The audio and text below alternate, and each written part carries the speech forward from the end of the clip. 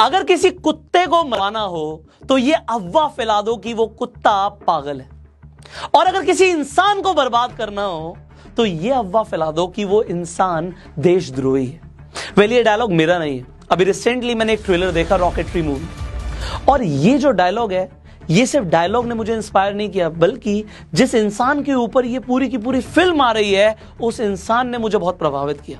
Well, इस इंसान के बारे में मैंने पहले भी पढ़ा था, बट आज इस इंसान की स्टोरी आपको इंस्पायर करने वाली है। ये वही इंसान है जिसके ऊपर फेक एलिगेशंस लगाए गए, एक ऐसा रॉकेट साइंटिस्ट जिसकी ना सिर्फ प्रोग्रेस को रोका गया, करियर को तबाह किया गया।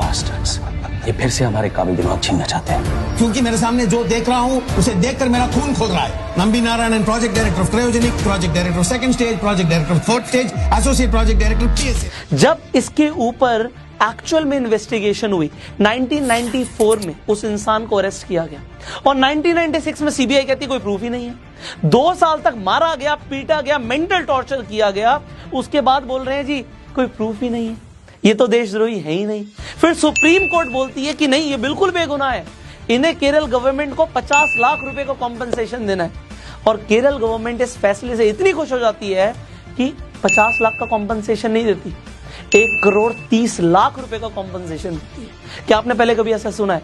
अगर नहीं सुना तो हो सकता है आपने नंबी नारायण के बारे में भी ना सुना हो, जिनके बारे में आज हम बात करने वाले हैं। इसरो के एक ऐसे साइंटिस्ट जो लीड कर रहे थे इसरो में क्रायोजेनिक डिपार्टमेंट को। आपको पता है जो हमारा इसरो है वो पाकिस्तान के सुपरको से 8 साल बाद शुरू हुआ, और पाकिस्तान ने 8 साल पहले हमसे शुरुआत करी, बट कितनी सैटेलाइट्स भेजी आज तक? सिर्फ 2 स्पेस के अंदर, और हमारे इसरो ने 65। आपको पता है नेक्स्ट सैटेलाइट पाकिस्तान का भेजने वाला है स्पेस 2040 में, और इसरो तब तक दोबारा से एक बार मंगलयान भेज देगा, दोबारा से वो हो सकता है चंद्रमा पे भी पहुंच जाए, और हम वीनस तक पहुंचने वाले हैं। 2040 तक की हमारी प्लानिंग है। हमारा जो इसरो है उसकी जितनी तारीफ की जाए उतनी कम है, क्योंकि पिछले 40 साल में इसरो ने जो खर्चा किया है, नासा उतना हर साल खर्चा कर देता है। और जो हमारे साइंटिस्ट हैं जो इसरो में काम कर रहे हैं, उन्हें लगातार ऑफर्स आते हैं कि नासा में आके काम करो, बट ये लोग वो नहीं है जिनके पास कभी नासा का ऑफर आया नहीं है, इन्होंने अप्लाई किया जी, नासा ने रिजेक्ट कर दिया। ये लोग वो हैं जिन्होंने नासा को रिजेक्ट किया कि हम अपने इंडिया के लिए, अपने भारत के लिए काम करेंगे। बट जब ऐसे लोगों के ऊपर फेक एलिगेशंस लगते हैं तो मुझे बड़ा बुरा लगता है, और मैं आपको यह बताना चाहता हूं कि आज इस वीडियो के बाद आपको अपने दिमाग को यूज करना है। जब हम किसी को अच्छा मानते हैं तो उसके मंदिर बनवा देते हैं, और जब किसी को बुरा मानते हैं तो रातों रात उसे देशद्रोही बोल देते हैं। हुआ क्या था मैं आपको बताता हूं। 1994 में जब नंबी नारायण लीड कर रहे थे इंडिया के इसरो को, वो नेक्स्ट लेवल की टेक्नोलॉजीज को प्लान कर रहे थे। हमारी डील्स हो रही थी रशिया के साथ, फ्रांस के साथ, स्कॉटलैंड के साथ। आपको पता है उस टाइम पे इसरो बहुत तेजी से आगे बढ़ रहा था, बट यूएस को यह मंजूर नहीं था, और भी जो फॉरेन कंट्रीज हैं उन्हें मंजूर नहीं था कि इंडिया आगे बढ़े। इंडिया आज नासा से आगे निकल सकता था अगर ऐसे फेक एलिगेशंस नहीं लगते। मालदीव्स की 2 लेडीज को अरेस्ट किया गया। उन लेडीज का नाम था मरियम रशीदा और फौजिया हुसैन। इनके पास से जब इन्हें अरेस्ट किया गया, मिलते हैं रॉकेट डिजाइन जो इसरो के थे, और ये बोल देती हैं कि ये रॉकेट डिजाइन्स हमें नंबी नारायण ने दिए। बस इतना ही बोलती है, और इनका प्लान था कि हमारी नेबरिंग कंट्री पाकिस्तान को ये डिजाइन्स बेचेंगी, और उसके बाद बहुत पैसा मिल जाएगा।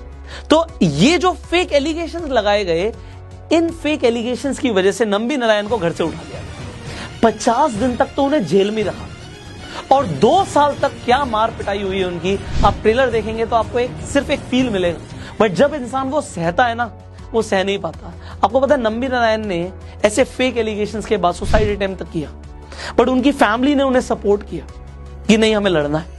अगर हमने गलत एक्शन ले लिया तो लोग हमें गलत ही समझेंगे, जब हम गलत है ही नहीं तो हम लड़ेंगे। और उन्होंने लड़ा, और बाद में इंडियन गवर्नमेंट ने उन्हें ना सिर्फ बेगुनाह बोला, ना सिर्फ कॉम्पनसेशन दिया, उन्हें पद्म भूषण तक दिया। तो आपको ये जो स्टोरी है ये मैं क्यों बता रहा हूं? ये इसलिए बता रहा हूं कि आज जो हमारा यूथ है ये इंस्पायर हो। जहां पे आज बच्चे सोच रहे हैं ना हम तो सीधा विदेश चले जाएंगे, वही इंडिया के लिए कौन कंट्रीब्यूट करेगा? हमारा मिशन है कि हम इंडिया में सेल्फ मेड लीडर्स प्रोड्यूस करें, and Nambi Narayan is the example of a self made leader, a self made man, जिन्होंने जीरो से अपना सफर शुरू किया। जब इंडिया पे पैसा नहीं था, जो रॉकेट के पार्ट्स थे, आपको पता है वो बैलगाड़ी में साइकिल पर रख के जाते थे। एपीजे अब्दुल कलाम ने भी ये बोला है कि हम उस टाइम पे काम करते थे जब रॉकेट के पार्ट्स हम साइकिल पे लेके जाते थे। तो ऐसे लोगों ने जहां से जीरो से शुरू किया और आज हमें चांद पे, मंगल तक पे पहुंचा दिया, तो ऐसे लोगों की हम तारीफ क्यों ना करें। जब पूरा वर्ल्ड, यूएस, रशिया, फ्रांस 6-6 हजार किलो के इंजन बना रहा था, नंबी नारायण जैसे साइंटिस्ट 600 किलोग्राम के इंजन बना रहे थे। आपको पता है यूएस ने हमारी डील को, जो रशिया के साथ हो रही थी 1990s में, 235 करोड़ की, रशिया को फ्रांस ने ऑफर किया कि उसी डील के हम 650 करोड़ देंगे, इंडिया के साथ डील मत करो। यूएस ने बोला तुम फ्रांस के साथ भी मत करो, इंडिया के साथ भी मत करो, मैं 950 करोड़ रुपए दूंगा। बट रशिया इंडिया के साथ डील करना चाहता था, बट दबाव डाला गया कि इंडिया आगे ना बढ़े, इंडिया को रोका जा रहा है। बट इंडिया के अंदर ऐसा टैलेंट था, कोई लाख रोक ले, बट नंबी नारायण जैसे लोगों ने फिर भी क्रायोजेनिक टेक्नोलॉजी के साथ इंजन डेवलप किया, जो आज विक्रम इंजन हमारे चंद्रयान में यूज हुआ, आज हम मंगल पे जा रहे हैं, वो टेक्नोलॉजी यूज हो रही है, ये हमारे साइंटिस्ट की देन है। तो क्यों ना इन साइंटिस्ट को प्रमोट किया जाए। देखिए, ऐसी बायोग्राफी मूवीज जब आती है ना, इन्हें जरूर देखा कीजिए। आप जो मसाला देखते हैं ना, वही लड़कियां, वही ड्रामे, वही आपकी अफगान जलेबी, ये कितना देखोगे। जो एक्चुअल में इंस्पायर करता है उसे देखो, उससे इंस्पिरेशन लो, प्रेरणा लो और जिंदगी में कुछ बनो। This is what I want you to be. I want you to be self made and share this video right now, जिससे और लोग भी इंस्पायर हो, ऐसे लोगों के बारे में जाने जिन्होंने इंडिया के लिए कंट्रीब्यूट किया। दुनिया से कोई भी ऑफर आया उन्होंने रिजेक्ट किया और हमारे भारत के लिए उन्होंने कंट्रीब्यूट किया, भारत की शान बढ़ाई। तो आप भी